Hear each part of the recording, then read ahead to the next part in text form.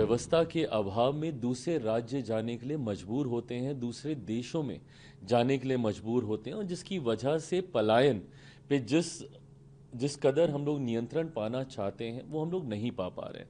लोक जनशक्ति पार्टी रामविलास की तरफ से मुख्यमंत्री नीतीश कुमार जी को हृदय से आभार देता हूं और उनका हृदय से धन्यवाद करता हूं कि बिहारी युवाओं की इस मांग को उन्होंने सम्मान देने का कार्य किया। बिहार जैसा राज्य जहां के युवाओं को अलग अलग परिस्थितियों में कठिनाइयों का सामना कर पलायन करने के लिए मजबूर होना पड़ता था, ऐसे में बिहार जैसे राज्य में एक युवा आयोग की ज़रूरत अब बहुत ज़्यादा थी।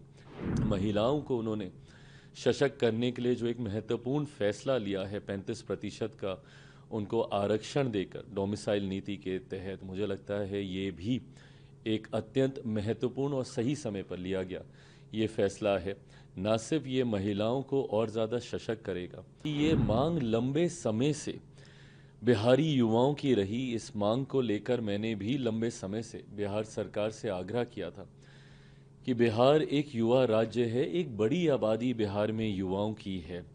ऐसे में ये युवा अभाव में, व्यवस्था के अभाव में दूसरे राज्य जाने के लिए मजबूर होते हैं, दूसरे देशों में जाने के लिए मजबूर होते हैं, और जिसकी वजह से पलायन पे जिस कदर हम लोग नियंत्रण पाना चाहते हैं वो हम लोग नहीं पा पा रहे हैं। ऐसे में ज़रूरी था एक ऐसी व्यवस्था का निर्माण किया जाए जहां पे युवा अपनी समस्या के साथ जाएं और समाधान लेकर आए। उसके लिए एक युवा आयोग का गठन हो। लंबे समय से लोक जनशक्ति पार्टी रामविलास की ये मांग रही। समय समय पर मैंने भी हर मंच से इस विषय को उठाने का मैंने कार्य किया। मुख्यमंत्री जी से लिखित रूप में, मौखिक तौर पर मुलाकातों के दौरान हमेशा मैंने उनसे ये आग्रह किया। सर्वप्रथम मैं अपनी तरफ से, मेरी पार्टी लोक जनशक्ति पार्टी रामविलास की तरफ से मुख्यमंत्री नीतीश कुमार जी को हृदय से आभार देता हूं और उनका हृदय से धन्यवाद करता हूं कि बिहारी युवाओं की इस मांग को उन्होंने सम्मान देने का कार्य किया।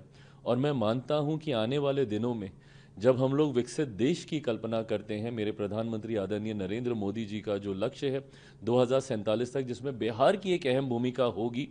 जब बिहार विकसित होगा तभी देश विकसित होगा, और उस विकसित बिहार के निर्माण में इस युवा आयोग की, बिहार युवा आयोग की एक अहम भूमिका होने जा रही है।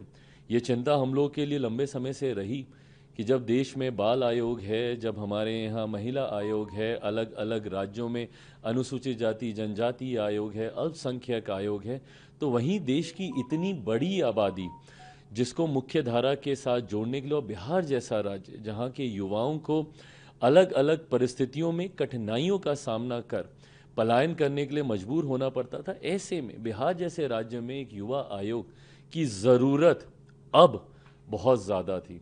ऐसे में सही समय पर लिया गया ये एक सही फैसला है, जिसके लिए एक बार फिर से मैं बिहार सरकार का, मुख्यमंत्री नीतीश कुमार जी का हृदय से आभार प्रकट करता हूं। और मैं ये विश्वास रखता हूं कि इस युवा आयोग के गठन से न सिर्फ युवाओं की समस्या का अब समाधान होगा, बल्कि हम लोगों का जो सपना है कि ना सिर्फ पलायन रुके बल्कि रिवर्स माइग्रेशन शुरू हो।